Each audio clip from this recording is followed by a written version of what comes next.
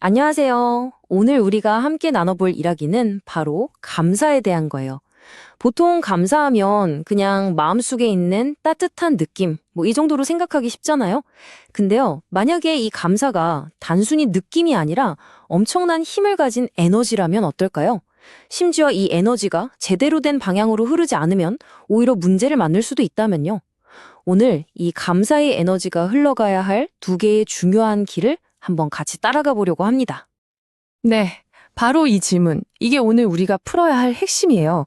그러니까 감사는요, 그냥 고맙다 하고 마음속에서 끝나는 게 아니라는 거죠.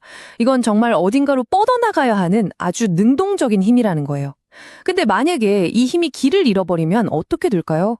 고마움은 금방 당연함으로 바뀌어버리고 자유는 그냥 제멋대로 구는 방종이 되어버릴 수도 있는 거죠. 그래서 오늘 살펴볼 내용에서는요, 이 강력한 감사라는 힘이 흘러가야 할 두 가지 아주 명확한 길을 우리에게 보여주고 있습니다. 자, 그 첫 번째 길은 바로 사랑을 향하는 겁니다. 무슨 말이냐면요. 우리의 감사가 그냥, 좋다 하고 나 혼자 만족하고 끝나는 게 아니라는 거예요. 이건 반드시 공동체, 그러니까 우리 주변 사람들을 향한 사랑으로 흘러가야 한다는 거죠. 말 그대로 밖으로 향하는 에너지인 셈이에요. 당시 고린도 교회의 상황을 보면 이 감사라는 에너지가 얼마나 잘못된 방향으로 흐를 수 있는지 딱 보여줘요. 교회 안에서 생긴 다툼을 자기들끼리 해결하지 못하고 세상 법정까지 가서 서로를 고소하고 싸웠던 거예요.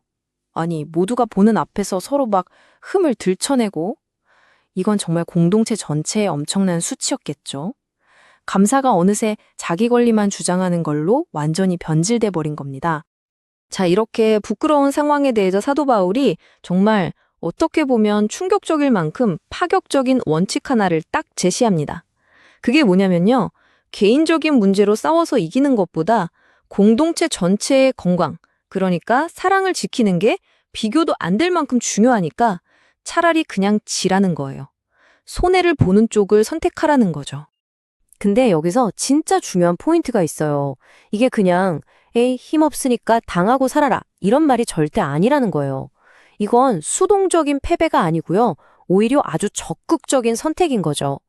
그러니까 내가 이기는 그 작은 가치 대신에 우리가 함께하는 공동체의 연합이라는 훨씬 더 큰 가치를 지키기 위해서 일부러 능동적으로 져주는 지혜를 발휘하라는 뜻입니다. 감사의 힘을 나를 위해서가 아니라 우리를 위해서 쓰는 거죠. 이 원리를 정말 기가 막히게 보여주는 이야기가 있죠. 바로 아브라함과 조카 롯의 이야기예요. 당시 아브라함은 어른이니까 당연히 더 좋은 땅을 먼저 고를 권리가 있었어요. 근데 어떻게 하죠? 그 권리를 그냥 싹 포기하고 조카 롯한테 네가 먼저 골라라 하고 양보해버립니다. 아니, 왜 그랬을까요? 아브라함에게는요, 눈앞에 있는 좋은 땅보다 조카와의 관계가, 내 개인적인 권리보다 가족 공동체의 평화가 훨씬 더 소중했던 거예요. 이야말로 감사의 마음이 사랑이라는 행동으로 흘러간 완벽한 예시라고 할 수 있겠죠. 자, 지금까지 감사의 첫 번째 흐름을 봤습니다. 이건 밖으로, 그러니까 공동체를 향한 사랑이었죠? 그럼 두 번째 흐름은 어디로 갈까요? 바로 우리 안으로 향합니다. 감사가 밖으로만 나가는 게 아니라 내 자신의 삶을 단단하게 만드는 거룩함으로도 흘러가야 한다는 거예요. 당시 고린도 교회 사람들 중 일부가 마치 구호처럼 외치고 다니던 말이 있었어요. 바로 모든 것이 내게 가하다. 즉, 나한테는 모든 게 허용된다는 말이었죠. 이게 뭐냐면 구원받았다는 그 감사함이 이상하게 변질돼서 이제 난 자유로우니까 뭐든지 내 맘대로 해도 괜찮아. 이런 식의 자기 합리화가 되어버린 거예요. 그런데 바울이 여기에 정말 결정적인 한마디를 덧붙입니다. 모든 것이 유익한 건 아니다. 나는 그 어떤 것에도 얽매이지 않겠다. 이게 무슨 말이겠어요? 진짜 자유라는 건 하고 싶은 거 다 할 수 있는 그런 허가증이 아니라는 거예요. 오히려 그 어떤 욕망에도 내가 지배당하지 않고 얽매이지 않을 수 있는 힘, 그게 진짜 자유라는 거죠.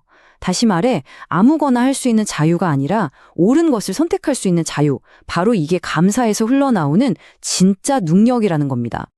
아니, 그럼 대체 왜 이 개인의 거룩함이 그렇게까지 중요한 걸까요? 바울은 우리 몸의 정체성에 대해서 아주 중요한 세 가지 진실을 이야기합니다.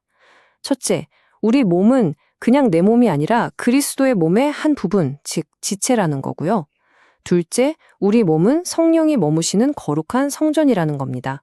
그리고 마지막으로, 이게 정말 중요한데, 우리 몸은 더 이상 우리 자신의 것이 아니라는 거예요. 잠깐만요? 우리 몸이? 우리 자신의 것이 아니라고요? 이 말은 곧 이 몸의 소유권이 다른 누군가에게 넘어갔다는 뜻이잖아요. 아니, 어떻게 그럴 수가 있죠? 그건 바로 누군가가 우리 몸에 대한 정당한 값을 치렀기 때문입니다. 자, 이제 오늘 이야기의 가장 핵심적인 질문에 도달했습니다. 우리가 우리 자신의 것이 아니라 값으로 산 존재가 되었다면 대체 그 값이라는 게 뭘까요? 우리를 사기 위해 치러진 대가가 과연 무엇이었을까요? 이 값의 정체를 알게 될 때 우리의 감사가 왜 반드시 거룩함으로 흘러가야만 하는지 그 이유가 정말 가슴 깊이 와닿게 될 겁니다. 그 값은 바로 그의 두 손에 박혔던 그 끔찍한 못이었습니다. 그리고 그의 심장을 향해 깊숙이 들어왔던 그 차가운 창이었습니다. 심지어는 그 극심한 고통 속에서도 자신을 향해 돌을 던지는 사람들을 위해 흘렸던 기도, 아버지, 저들을 용서해 주십시오. 바로 그것이었습니다. 네, 바로 이것이 우리를 산 값입니다. 하나님의 아들, 바로 그분의 생명이었던 거죠. 이 어마어마한 희생이 바로 지금의 우리를 만들었고 우리의 가치와 정체성의 뿌리가 된 겁니다. 그렇기 때문에 이렇게 소중한 값을 치르고 얻은 우리 자신을 우리가 어떻게 함부로 대할 수 있겠어요?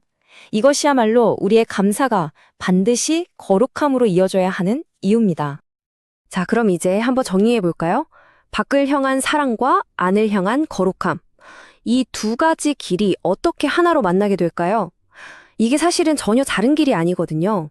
결국 이 두 길은 하나의 목적지, 바로 건강한 공동체를 향해 흐르고 있습니다. 성경에 나오는 아간이라는 사람의 이야기가 이걸 아주 명확하게 보여줘요. 아간이 혼자서 남몰래 저지른 죄 하나 때문에 이스라엘 공동체 전체가 전쟁에서 지고 말았어요. 한 사람의 내면, 그 거룩함의 실패가 공동체 전체에 얼마나 치명적인 영향을 미치는지 보여주는 거죠. 맞습니다. 우리의 삶은 결코 혼자만의 것이 아니에요. 자, 이 표를 보시면 오늘 나눈 이야기가 한눈에 딱 들어오실 거예요. 보세요. 감사라는 에너지가 두 갈래 길로 흐르죠. 첫 번째, 밖으로 향하는 사랑의 길은요, 다른 사람을 우선하고 용서하는 행동으로 나타나요. 그 결과 공동체는 외부적으로 더 강해지고요. 두 번째, 안으로 향하는 거룩함의 길은 우리 삶 자체로 하나님을 존중하는 행동으로 이어지죠. 그 결과 공동체는 내부적으로 더 견고해지는 겁니다. 그러니까 결론은 이겁니다. 다른 사람을 용서하는 사랑과 나 자신을 지키는 거룩함은 사실 동전의 양면과 같은 거예요. 어느 하나만 있어서는 안 되는 거죠. 이 두 가지 행동 모두가 우리 공동체의 생명을 지키고 강화하는데 꼭 필요한 일입니다. 그리고 이 모든 것을 가능하게 하는 그 시작점, 그 힘이 바로 감사라는 겁니다.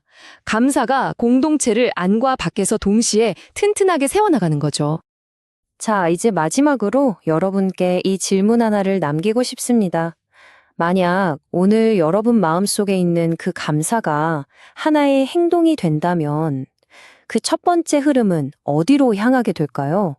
밖으로 흘러서 다른 사람을 향한 사랑이 될까요?